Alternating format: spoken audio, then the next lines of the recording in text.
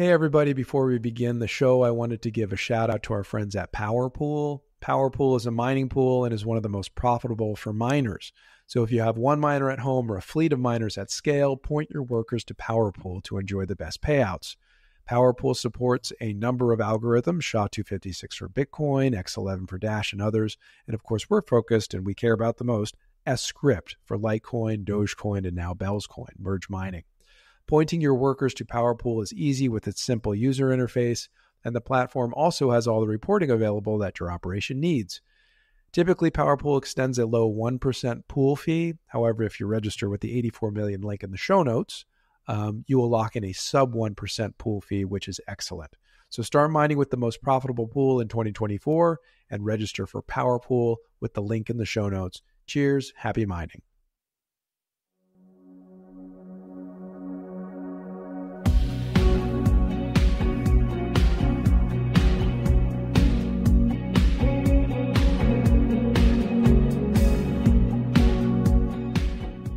Hello and welcome to the 84 Million Podcast. We're on episode 23 and we're with a guest named Bits. What do we say about Bits? Bits is an independent creative and artist who's been with the Litecoin Foundation since the early days in 2018.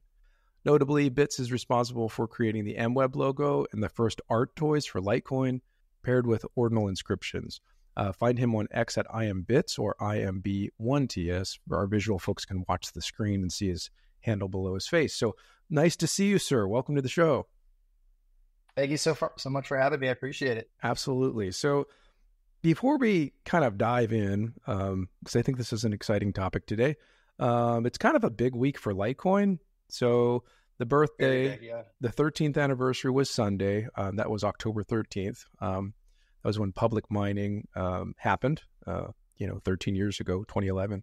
And then, yesterday we're seeing kind of an ETF announcement. Now, granted, it's not approved yet, but it's been filed. That's kind of crazy.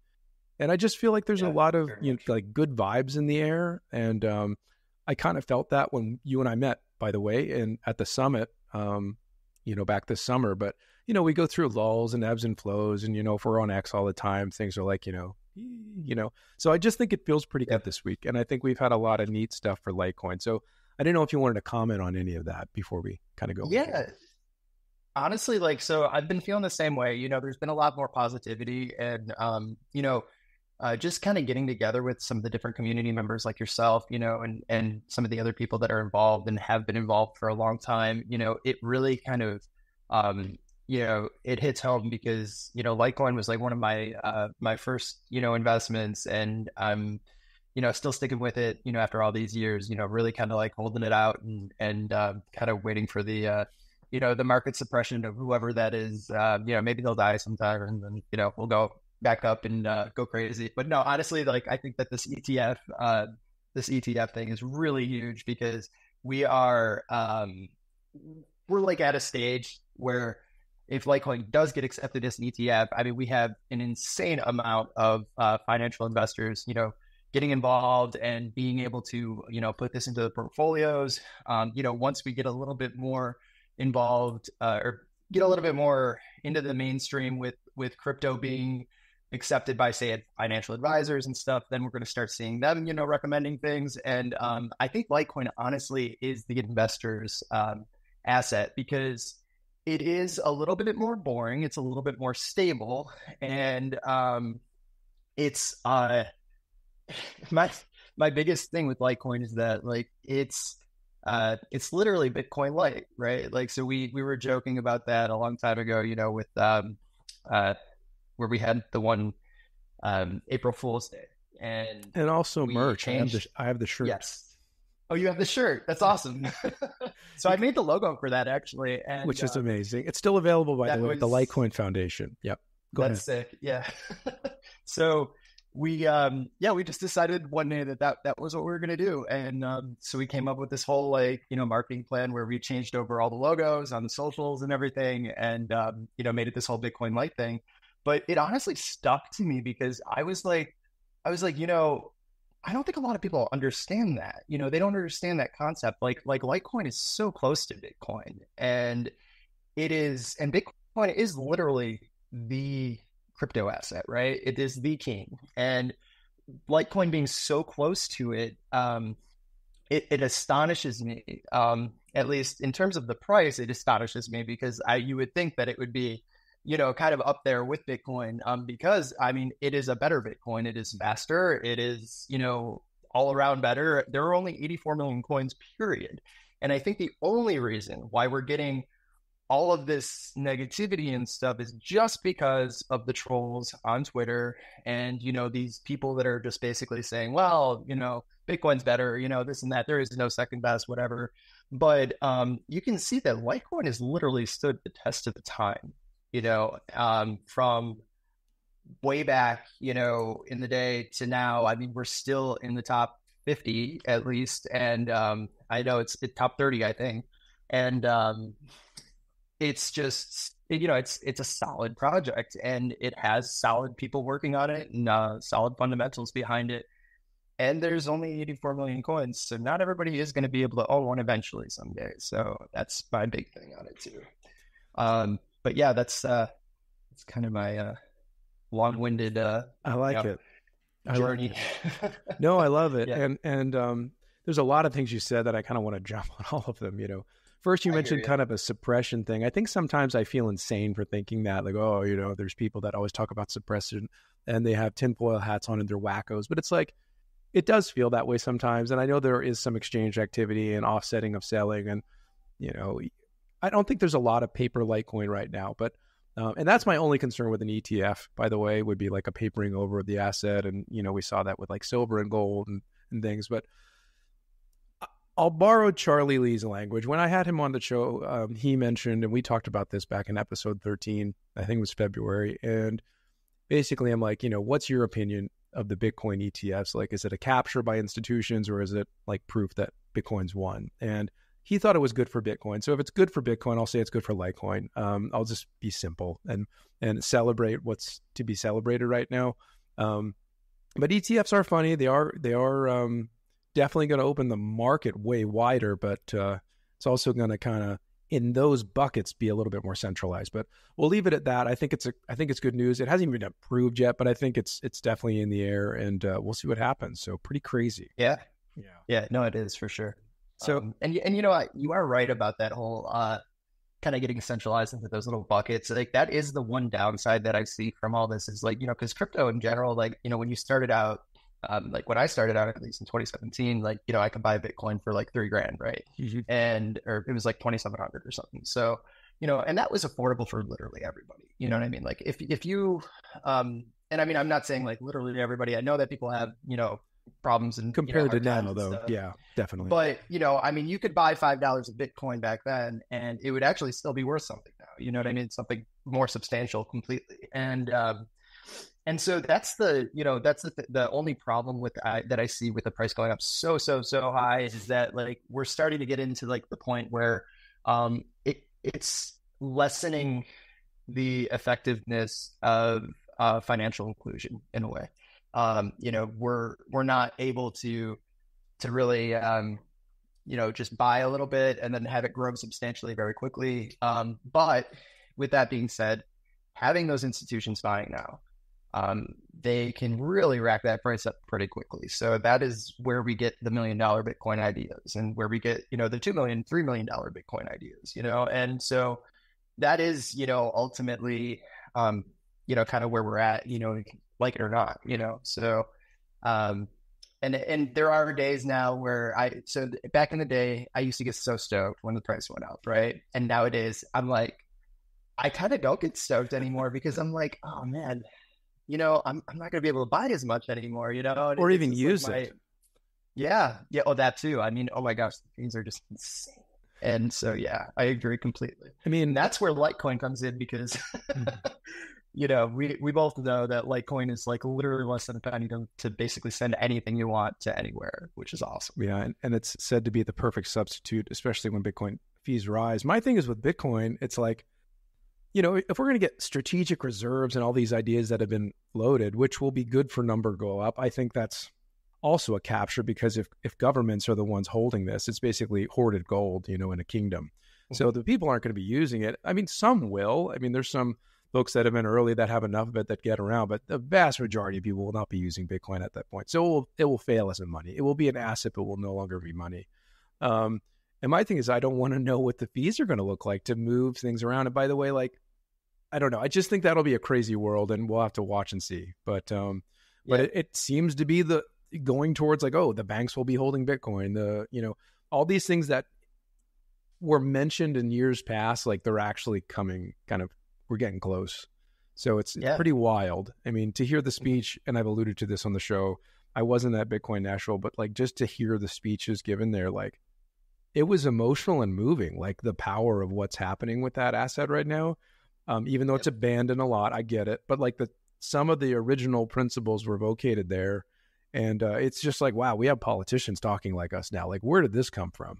And that's crazy. So, but I'm a Litecoiner. We're here for Litecoin, but of course, we're friendly with Bitcoin. I don't know if the maximalists are friends with anyone, but either way, we're grateful for the historic relationship between Bitcoin and Litecoin, and it is indeed a twin.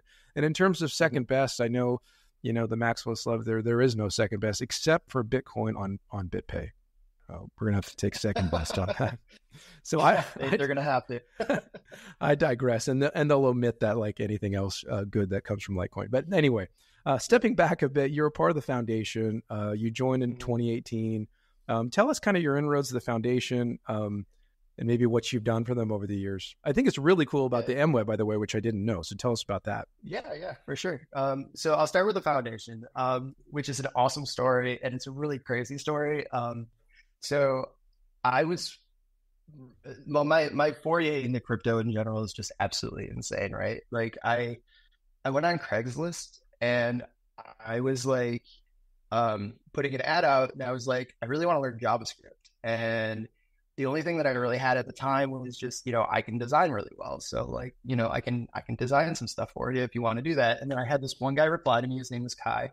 And, he's a programmer, and he was like, hey, yeah, like, I mean, if you want to learn JavaScript, I could teach you, I'm in Buffalo, and you could do some design work for me. I have all these different business ideas, et cetera. And I was just like, all right, fine, whatever. So, so we got together, we, had a few meetups, and it turned out that we were like kind of better friends than anything. And so we ended up becoming friends through that, little interaction. And then he told me about how his friend got into the Ethereum ICO. And he put $50 in, and then he got like, 500 Ethereum or whatever it was at the time. And, or maybe it was 50, but yeah, I don't know. Anyway, it was an insane amount of Ethereum for a very low amount of money. And he was seeing how that was growing and stuff. And I was just like, dude, I got to start getting into that.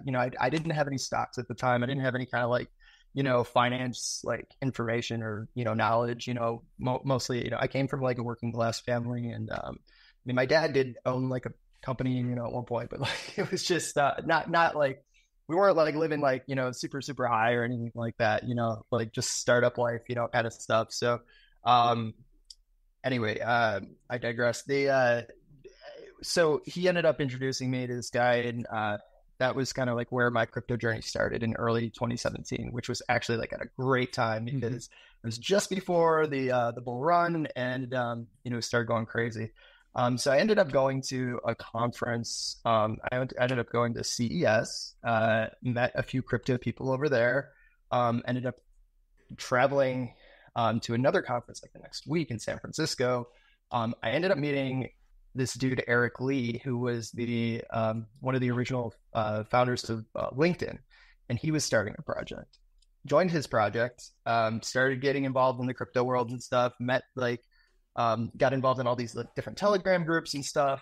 And in one of the specific Telegram groups, somebody was like, well, I'm looking for a designer that does websites, but they need to be like good at design.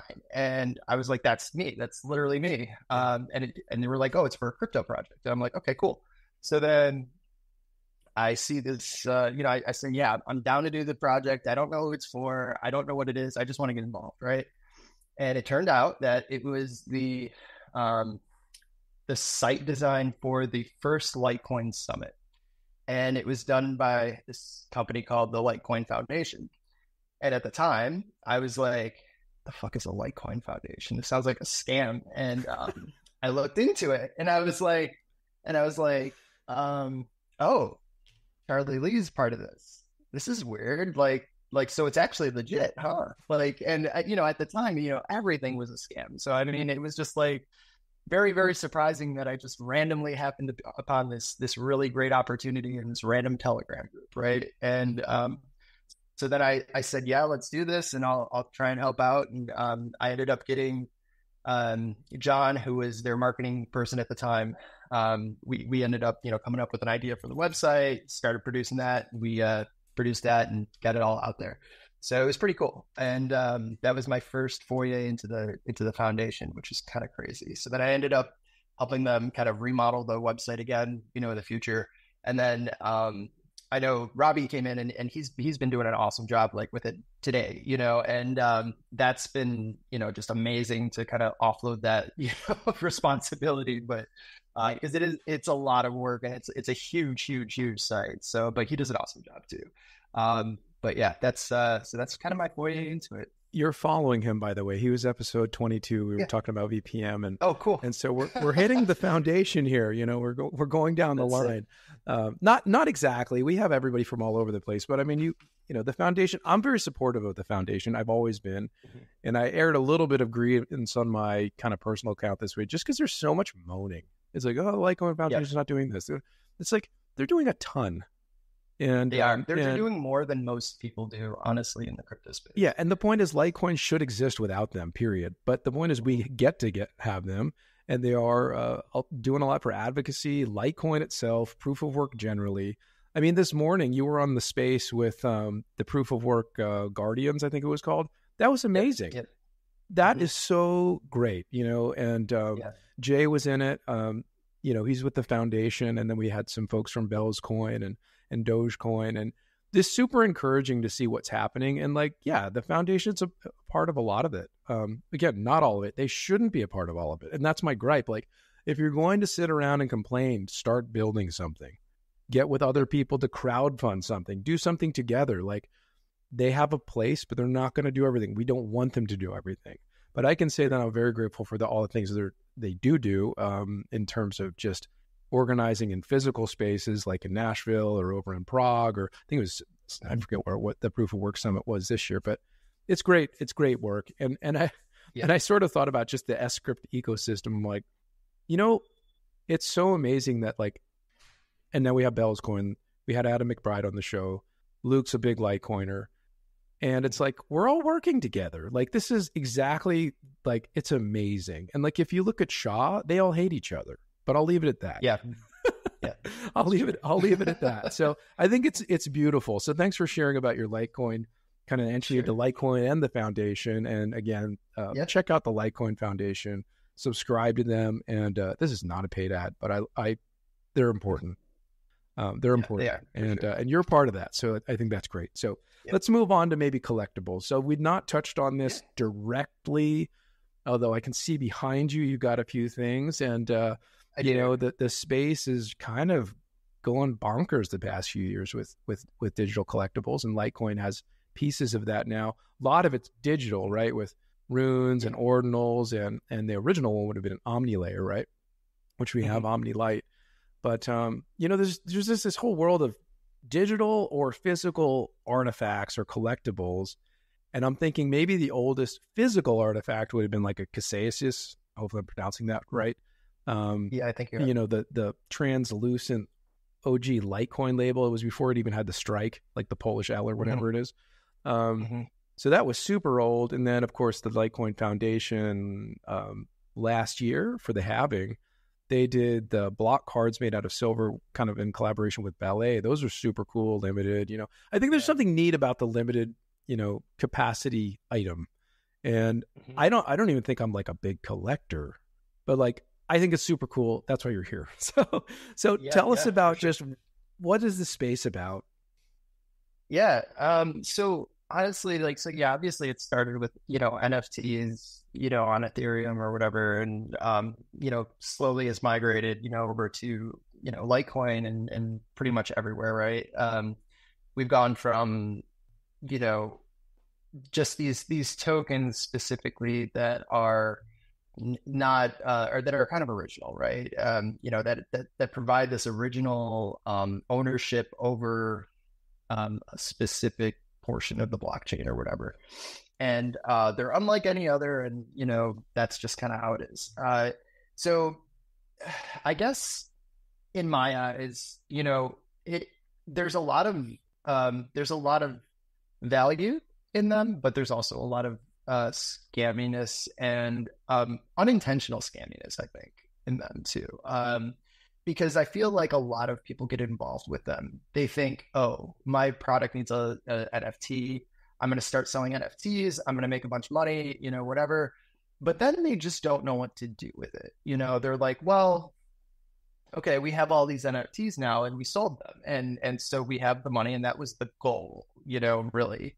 And for some people at least. And so I guess the next steps become, what are the things that we can do with ordinals or NFTs or whatever it might be? And I mean, there's obviously Bored Ape Club honestly had one of the best, solutions to that, where they had their Ape Fest. And if you had a Bored Ape, you could get a free ticket to the, the festival, etc.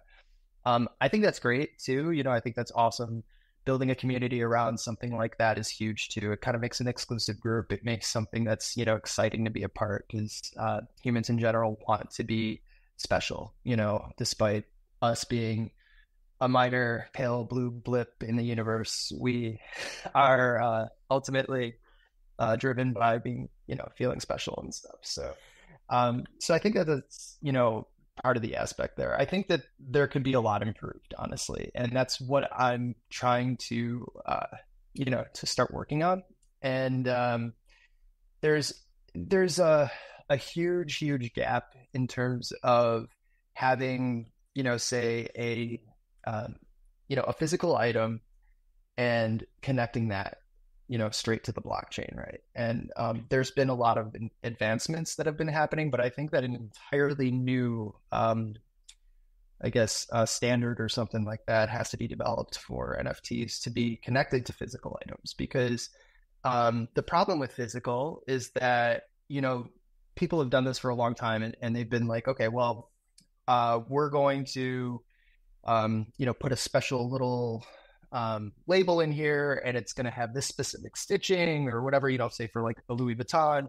And this is how you're going to be able to tell that it is an authentic item. So anti-counterfeit. But yeah. Exactly. Right.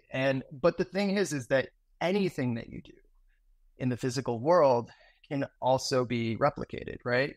So even if I put an NFT, say on whatever you want here, let's just say that we have one of the little chicken guys, right? So if I put an NFT on here, if I just put an inscription on here or whatever, that could still be duplicated. This could be completely mimicked, and then, you don't know which one's real, right? They could have both the same, public key or whatever it is, and then that's that. Now you could put a private key on there, and then that would make it a little bit more valuable. But you could also put a private key on anything if you really wanted to. I could make 2 of these with the same private key, and then all of a sudden now those people are kind of fighting over who is, the rightful owner and stuff. So I think that's the biggest solution that we need to solve right there, when it comes to try to actually put things on a blockchain from a physical standpoint. And that's kind of what I've been trying to figure out lately is just kind of working with that concept and that idea, and then trying to create some different, concepts behind it. But ultimately, I do want this guy to have something inside of him that will represent the specific, place on the blockchain that he holds that nobody else can copy, period. That's that. And so that's kind of been my ultimate thesis here, or my the thing that I really want to kind of get to in life. So now what we've done in terms of the collectibles that we did on Litecoin, we created paper wallets, right? So this is a little bit more unique, but it does require a lot of trust, obviously. I could create 2 of these and then give them out to whoever I want, whatever. I did only create 84 of them. There's a number on the back. If you got an AP, those are a little bit separated from from the 84 complete ones, but there were only, I think, 5 or 6 of those out there. But anyway, basically what this does is I put an ordinal on a wallet, printed out the public key, the private key, slap that on there, and then, kind of sealed it up. And then that way, this is what you would get, in terms of, kind of coordinating this guy with the blockchain as of right now. But that's kind of our limit right there. And that's what I want to improve upon, because I don't think that that's enough. That's cool. It's awesome. It's a good start. We all have to start somewhere, but I do think that it needs to be improved upon and like kind of become a little bit more unique and ingenious, because if we can do that, then we can do a lot more things, with collectibles, with, all kinds of different things, authentication, even just property deeds, RWA assets in general, you could go crazy with it. And you could start trading a lot of these things more like cash than the assets that they are and stuff too. So, so anyway, that's crazy. That's good. Before I go into more art toy, and by the way, this is Art Toy is your brand. It's arttoy.org. And we'll, again, remind people of that before we're done with the show. But before we kind of go and talk more about Art Toy, which I do want to talk about, I love it. Just kind of the Wild West nature of crypto, which still exists. I mean, some of it's going away. It's less Wild Westy than it used to be. But there's a lot of just, and I imagine this is for any, blockchain NFT type asset or whatever. I typically only look at the Litecoin stuff. And there's different markets out there. And if you compare them, like some of them are very like, you can upload whatever you want, which is a nice type of freedom. Like you don't have to have collections. You just upload an image and trade it. And if someone likes it, you're going to buy it. I think that's good for ultimate freedom. But like for what you're doing, you're a specific creator that has specific, IDs for each of your ordinals, which attach to, in this case, a toy. That's a little bit different because, as we know, I could copy every single image and issue my own. Now it's going to be 1 million later, and the ordinal collection or whatever. Versus when you did, so you need to know times and timestamps. Sure. But like Chicken Market, for example, and I wanted to get them on the show, but there's really no central point yet that I'm able to contact. But I like their format because they have creators that are validated behind the scenes, which provide all of the unique IDs for each of the ordinals. And so if I copy that 20 times over and upload it, it will not be accepted in their market. So that really does protect creators. So like if I have, 100, Litecoin ordinals that I made and everybody else copied it and uploaded their own version, the real ones, if you will. Now they're all real. They're all on the blockchain, but like the first arriver, the desirable one, the one that was not copied, right? They'll be protected and they'll have exchange. Now I know that's limiting freedom, but it's definitely helping the creator because I think there is a medium between free for all, total freedom, and let's all sell counterfeits. Because I do believe if it's property, we should honor it. I mean, within limits. Like you can copy anything on the internet. There's 1,000 images of the Mona Lisa. What? Thousand's a bad word, but the point is you can copy upon copy. I mean, that's the digital world. But if you're talking about attaching value to a specific collector and something that someone created, I think that needs to be preserved. There's 1 million copies of the Mona Lisa, but there's only one real one. And that's what we need to know the difference. We can appreciate them all, but we need to know the difference.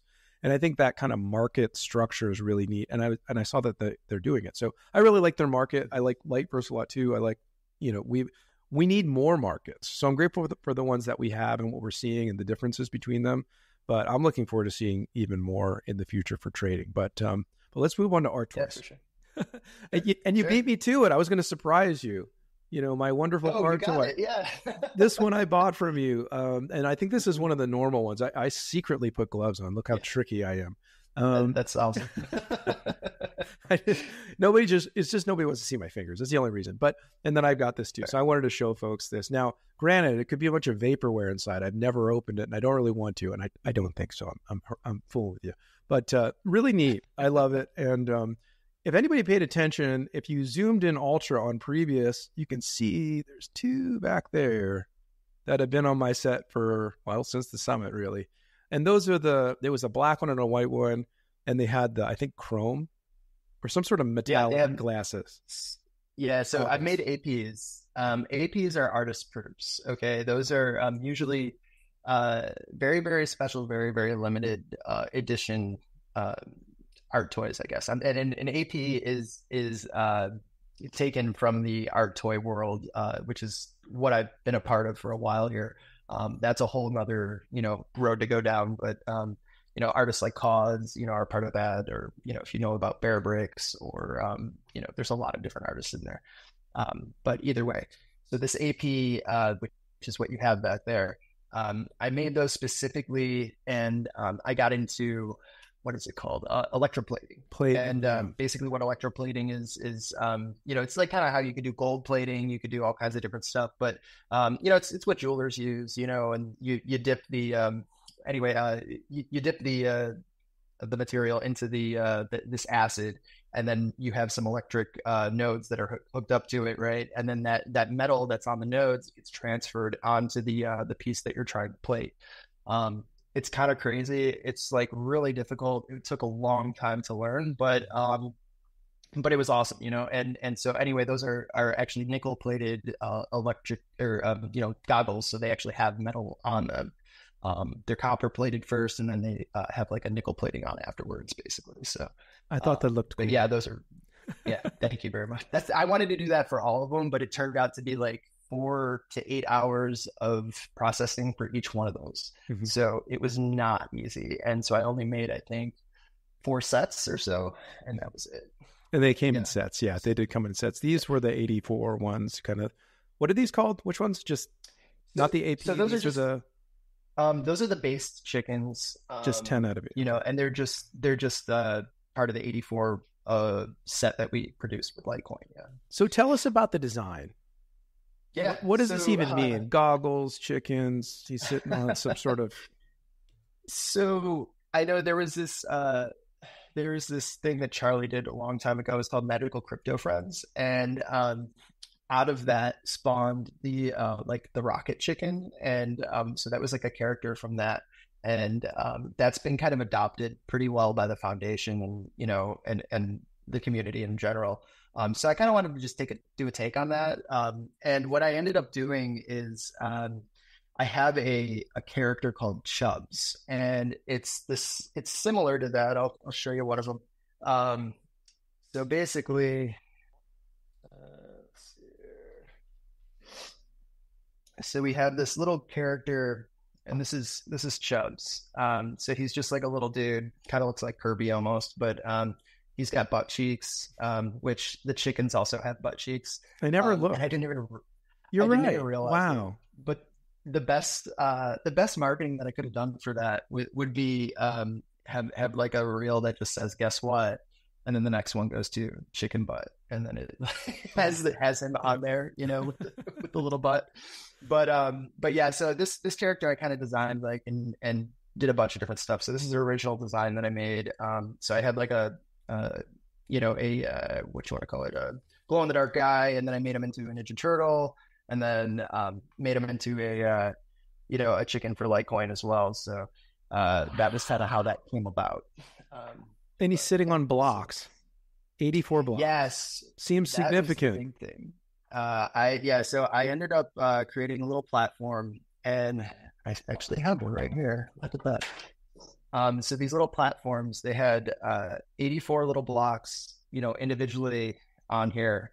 So if you go around and you counted all of them, you'd see that there were 84, and that's signifying the 84 million Litecoin basically that are only ever going to be made. I love it. I think I like the significance kind of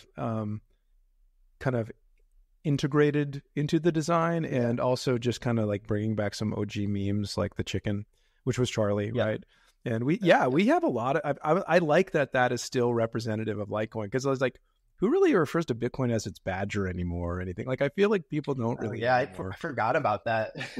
There's some other animals associated with others. Yeah, and you don't get it. So I'm glad to see this brought back, and I thought it was super cool that you were creating it, that you're bringing Litecoins, art toys to Litecoin, and we didn't have any before. I hope more are created, and I guess that's a good question for you. Like, what have been sold, what are still available, where do people get them if they're interested? So we honestly sold a bunch at the event. All of the APs, I believe, sold. I do have a couple APs on my site that I had created. I think at the show, it was like the last day or something like that are still available. But that I did provide on the site just in case anybody wanted one. Nowhere, but and they couldn't make it to the summit. So, but we do still have a few left on my website at arttoy.org. So I did leave those up there just in case anybody wants to get them. I may take them down eventually because we don't have too many more. And eventually, we can just, pop them up at another summit or something like that too.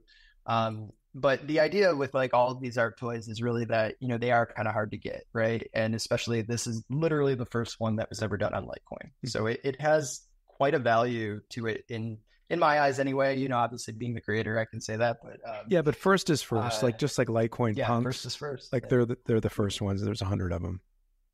Yep. Go ahead. Yep, exactly. But yeah, so that's that's pretty much all I wanted to say.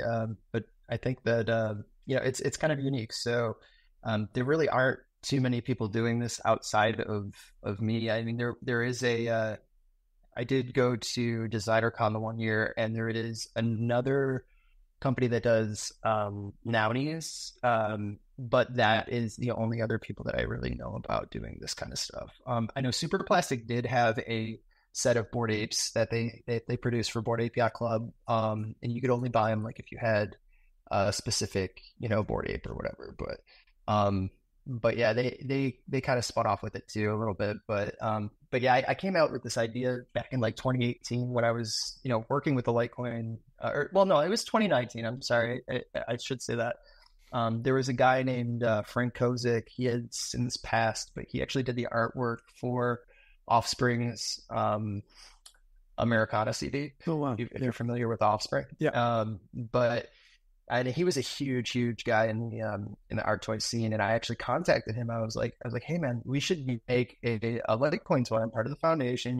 We should like collaborate and do something with Kid Robot. And that's a huge operation. They're the biggest, probably one of the biggest art toy manufacturers out there.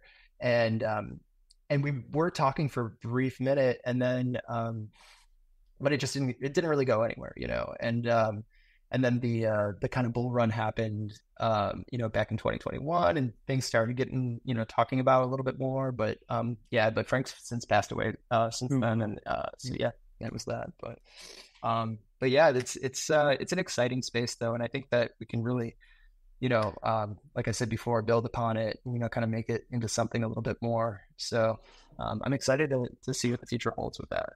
Yeah, there's interesting iterations of these things, and I think yours is kind of time stamped for our era. But I would be interested to see if more collections come out or new designs at future events, or however you decide to do it. We'll follow you to find out. So but in terms of, go ahead. Yeah, I was just gonna say that. So there is a project called Sad Frog LTC on Litecoin, and they're part of Chicken Market, etc.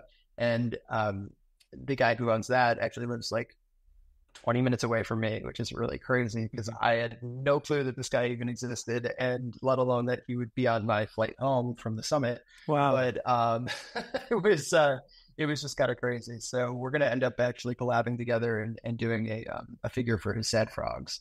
So that'll be kind of cool. That's actually I really just started cool. on it.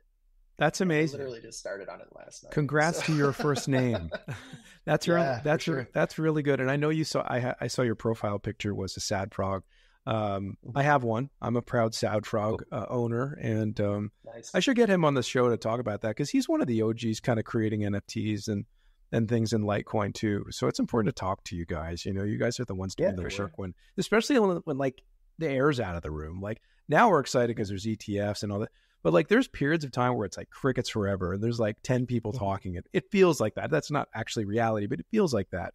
And the people that are around in those times are like, you really have to appreciate them. So that's great news. And I think he's involved with Litecoin Studio too, I think. Yeah, he created Litecoin Studio. Okay. And there's some neat stuff they're doing too. So again, another reason to have him on the show to talk about all that. I guess back to collectibles. What about secondary markets? Is there places where these art toys, you can liquidate them, if you will, or I'm just curious. Yeah, I don't, these aren't my spaces. I went to the summit. I'm like, that's the first art toy. They're super cool. I want one. And by the way, they were very affordable. I'm not paying, $500,000 for one of these. Wait 50 years. I'm kidding. But I'm just curious because there's got to be a secondary market because it is a market, right? Yeah. So, I mean, it's interesting that you say that because like, I still think that we're kind of at the infancy of this whole kind of collaboration. So honestly, the only secondary market that I can think of right now in terms of, collectibles and stuff would be like eBay, Mercari, So the like major, that, so okay. the normal ones that you would, liquidate any one of these guys on. Now that being said, I got into this in 2020 thinking that this would be a good asset to like, kind of just hold, just art in general, it usually appreciates over time and stuff a little bit. And then, and it's something that I like, right? And that was the most important part. It's just like I was tired of seeing these 90% dips, and I don't have anything in my room. Everything's like kind of like just blank, and like I'm just like, this is just kind of a lame thing. So this kind of like helps me perk me up and during the bear markets and stuff, and kind of have assets that are not strictly in crypto solely. So, but I've liked it. I think it's fun to kind of support other artists too and stuff. There is an app called Trampt.com, and they are probably the leading place where, you can buy and sell art toys, and they actually have a very, very awesome feature where they will give back a certain portion of proceeds to the artists themselves. So if you sell something on their platform, then they'll kind of kick back to the artists too, which is kind of cool because most of these artists, they don't have recurring revenue, most of the time it's usually like job by job type thing. So if they can build a recurring revenue source, I mean, that's huge for them, Mm-hmm. And I think it's great, That is good. And clearly you're supporting other artists. You're creative, you're creating in the space. You have your certain kind of vibe with your designs. I'm curious what may have inspired that, but here's a second question at the same time, which is so complicated here, is you got a shelf full of collectibles behind you. Any favorites? Like what do you like? So my favorites, honestly, are designers. So I had to stick with collecting from specific designers because when I got into this, I was just like, okay, I'm going to collect everything and I'm going to just get everything that I can because I love this space. I think it's awesome. And then I was like, man, it's really hard to collect everything. And to be honest, a lot of this stuff, ends up sitting in a box downstairs. And then it's just like when you were a kid, you get a bunch of toys that you really wanted. And then you're like, oh yeah, okay, I'll play with that, whatever. And then they go into the big band and then you never see them again. Right. And, so I ended up starting to collect from 3 different specific artists. The first being S-CRYPT. He's like my favorite. So he has some very unique pieces. He mostly, so he's a graffiti artist. His dad was in the music industry actually, and he was like a record producer for a lot of like early 90s rap and stuff. And so he kind of grew up in that like kind of culture and stuff. And he ended up making a ton of different different art toys, but specifically, so I can show you kind of here. All of these ones were made by S-CRYPT. So he's got like a bunch of different stuff. There's, oh my gosh, what else do we have? So these guys specifically were all created by S-CRYPT. Yep. And then all of these guys up here that are really super colorful. Wow. These are created by S-CRYPT too. That's amazing. Yeah, he's got so when you talk about APs, like I have literally the biggest S-CRYPT AP collection there is, period. So like he's got like, so this is like a 1 of 1 right there. This is a 1 of 1. He did a bunch of different stuff. I think he actually just did something with the NFL recently, but these are all of his. Those are all of his, and those are all of his, and these are all APs right here. Wow. Yeah, and then the other artists that I like are Amanda Bissell, which she actually has done all of these guys right here. She's an amazing artist out of, I believe, Washington or Oregon or something like that, somewhere over there. And then Scott Tolson, he is actually a Disney or not animator, but he works for Disney. He made a lot of the stuff in the Star Wars park and stuff. He's a great guy too. But he curates these things called shards, which were so how do I explain it? This is a dunny, which is like a little rabbit beard type thing. And they make them in collections, right? And it's made by Creed Robot, but they made a specific one, a specific collection that Scott did, and they never released this one character. And then everybody got like so excited when Scott started releasing them by himself, and it was called a shard. And it's kind of like a blocky looking type thing, but I have a huge shard collection up here. This is all these specific shards, and they're very, very, very difficult to get. Most of them are 400 plus a piece if you're really wanting to get into it. The larger ones can go upwards of 800, 1,000, somewhere around there. I think I paid 1,200 for this guy right here, which is a Quicks custom 1-of-1. So that's it's crazy. You can get pretty deep into these things, but it's a very unique space, and a lot of people just creating really cool stuff. So just awesome to support those guys. That's amazing, and I wasn't expecting that. So this is one point where you're going to probably want to watch this episode versus listen, but thank you to all of our audio only folks. And of course, a reminder to subscribe wherever you find your podcast. But yeah, I mean, you just got a tour. I mean, that's impressive. I wasn't thinking we'd get that. I just was curious about, did you collect anything like baseball cards when you were a kid? And like, you got a whole room. That's amazing. No. Yeah. So you ended up here and you didn't have baseball cards? Amazing. Did you have Beanie Babies? Come on now.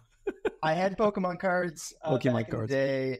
I wish I had them all, but like I still have a bunch of them. Like I still have a holographic Charizard and shit like that. But like I don't know. Like it was I mean, that was like pretty much it. I think if I collected anything else, because I was huge into like four-wheeling, and then I got into like playing like guitar, and I had a band and shit. Like, so that was like my time spent, I guess you could say, but not really collecting so much. This all came about because of COVID. I accumulated all this stuff because I was like sitting here and I'm like, what am I going to do? Like, this is just like boring. And then I would just like order something and come in the mail and make me happy and get the dopamine hit. And then you're like, no, let's do that again. That was fun. And then you end up with like 2 rooms of just stuff that's sitting in boxes that I need to get rid of now. So that's I kind of like.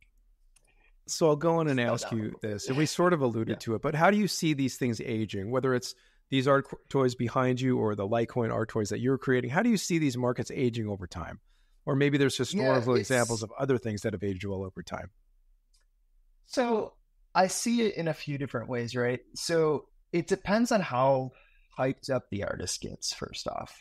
It also depends on the desire for the specific content that the artist was creating at the time, in the future. I think I want to do a few that are actually like kind of political satire type toys, which I think would probably do a little bit better in terms of value over time. And I mean, with any of these things, I don't think that you're going to make like crazy money off of them or anything like that. But like, I still think that you could easily do 4, 5, 6x, your initial investments. And you have something that's really cool to like, sit on your shelf or sit on your desk or something like that kind of makes you happy over time. I'd say that, to be honest, I think that's more valuable, having something that makes you happy that, you kind of look at like, dude, that's cool, because like in the end, if you're not happy in life and you have all this money and you're like, money doesn't make you happy. Like it does to a point, like you can ease your financial, issues and stuff, but like, it doesn't, you don't get $1 million one day and then all of a sudden say, oh, life is so much better now. It's like, oh, okay, that nothing changed. Like why didn't anything change? And you're kind of like looking for that, that next thing. Oh, well, maybe if I make 10 million, maybe if I make 100 million, maybe that'll change it because, then I can just, be set for the rest of it. I don't have to do anything. Right. But like, why would you not want to do anything? Like that doesn't make any sense either. So it's like, you got to kind of find what makes you happy and, kind of deal with that too. I think that that's very important. And And if you don't like these things, then don't buy them for sure. I mean, it's for sure. I don't think it's just a sole investment, type thing, which I know a lot of our viewers are probably, definitely just investors, and that's that. But like, and then they do their other thing. But a lot of people that, eventually do come into money kind of like understand that eventually. And, they'll start buying paintings, they'll start buying, different things like that.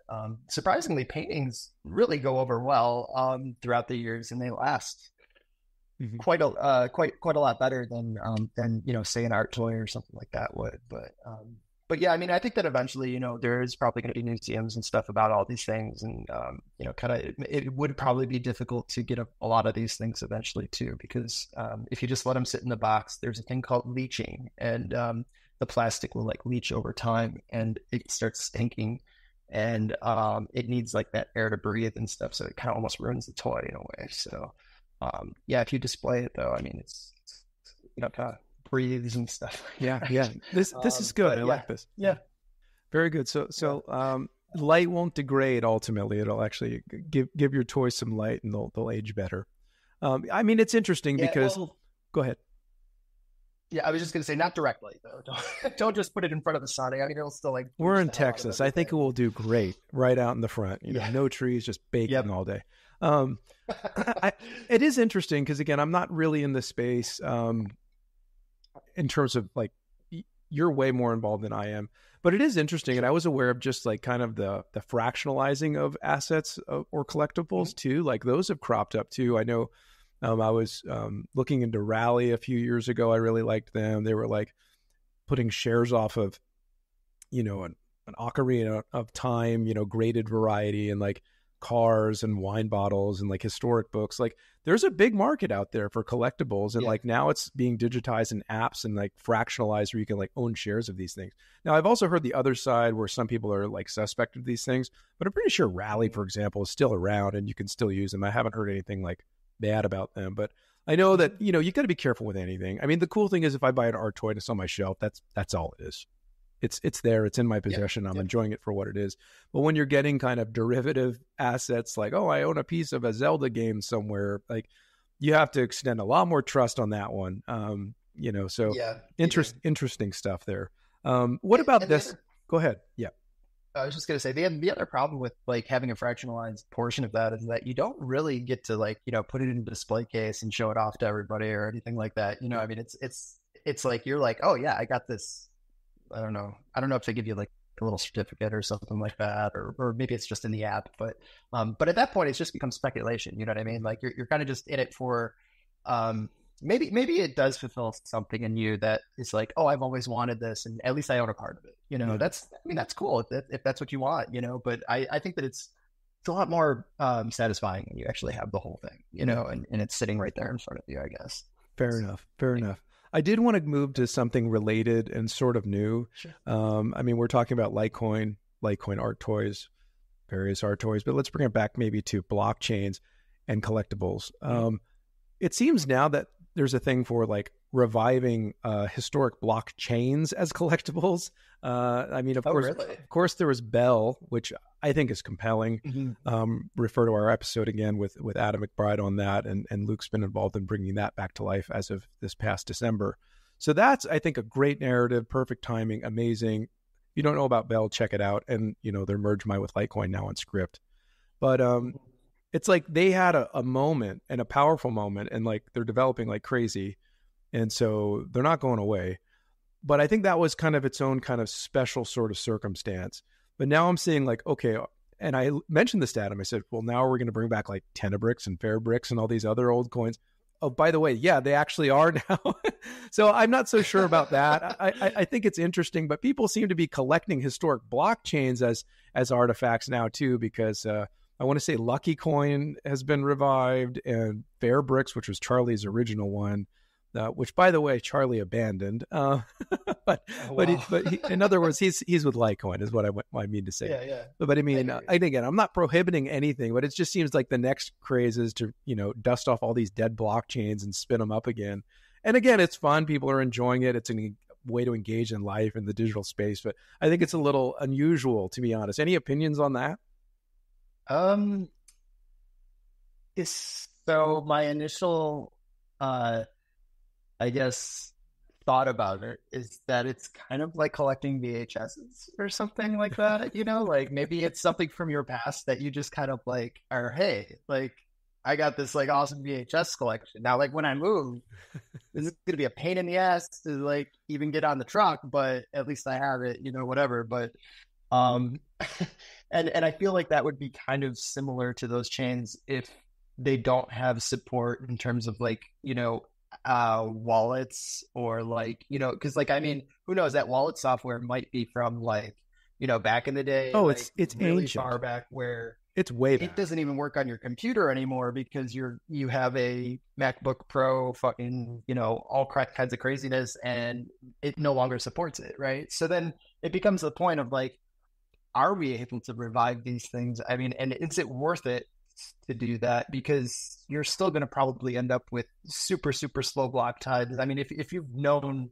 what blockchains were like back in the day, like it's not exactly fun to play around with them. It's very stressful sometimes because you're sitting there and you're like, at least when you send you know what it was like when you sent your first like Bitcoin transaction and you're like, okay, is it gonna get there? Are we yeah, like sometimes I still feel like that. Oh my god. Yeah, but that's it almost so it feels a little I don't want to say scammy, like, because it's not scammy. It's just, I mean, but you could, in a sense, get a crap ton of, if you had a crap ton of those coins at one point, there becomes a market for it again, or you buy up the entire supply somehow, or whatever it is, or you mine the entire supply somehow, or whatever it was. It becomes a little bit like you could hype that up and then turn it into like a profit generating thing for yourself. And then you're kind of like almost shitting on retail at that point. You know what I mean? And you're like, oh, look at this. This is so cool. Like, this is awesome. And then like, like, okay. And I just bought more Bitcoin. And then, which sadly, that's the story of most cryptocurrencies, whether new or resurrected. What you're describing is mostly what has been happening over the past, 13 to 15 years. You're right. You're absolutely right. And honestly, I didn't see that. I don't want to name names, but like I volunteered for a conference in Toronto, ended up, going to an after party with, the CEO of one of these big chains and stuff. And it was a chain that I really liked. And, and Toronto's not too far from me. It's like an hour and a half away or something like that. So, they're almost like, kind of like hometowny, type thing. And even the guy that was there, we were just shooting the shit, played some pool and stuff. And even he was saying like, yeah, no, I'm not really in this like all that much. Like I'm just buying Bitcoin and stuff and that's it. And I'm like, man, that's not cool. Like that's really like, that gives me, a heavy heart, for a lot of these people out there that actually collect these things. Like, I mean, I've been a pretty big, supporter of another chain called Algorand. And a lot of the reason was because I had a VC friend that, got invested into it. He was like super big into it. And a lot of the stuff they were doing was awesome. I was working for Exodus at the time and they had their stock on there and, they produced a stock and it was on the Algorand blockchain.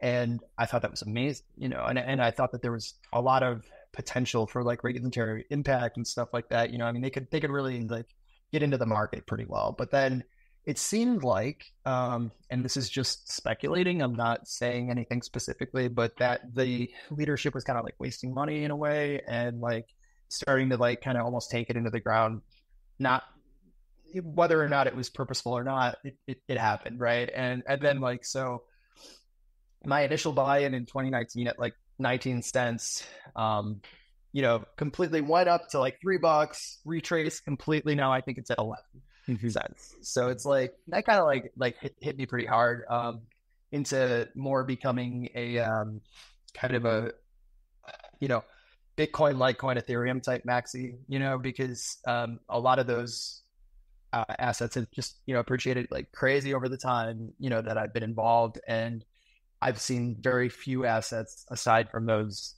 really do well, and even Litecoin is struggling right now. I mean, honestly, it's not where it needs to be. But I think that with this ETF, hopefully we can start getting that pushed up. And I know that you were saying earlier, you don't know about this whole price suppression thing and all that. And I have a hard time believing that somebody in the Bitcoin network is not suppressing it. Somebody that made like a crap ton of money on it, at some point. And maybe they're trying to do it, they could either be trying to do it for a, malicious reasons, like they don't want to see it succeed. Yeah. Or I would think they that's want what everybody it is. to give up on it. Yeah. I would think so too. It would have to be the only other thing that I could think of is that they're doing it because they don't want the transactions and everything for Litecoin to like rise like crazy, which has been happening despite that effort, if such an effort exists. Yeah. So that's what I mean. Like Litecoin's like a prevaler because it's still here. It's 13 years. It's 100% uptime. It's used more than ever on BitPay, which of course, prohibited it for a long time. And so like once it gets in, it crushes it. And we are not at an all-time high if we want to talk about the price of Litecoin.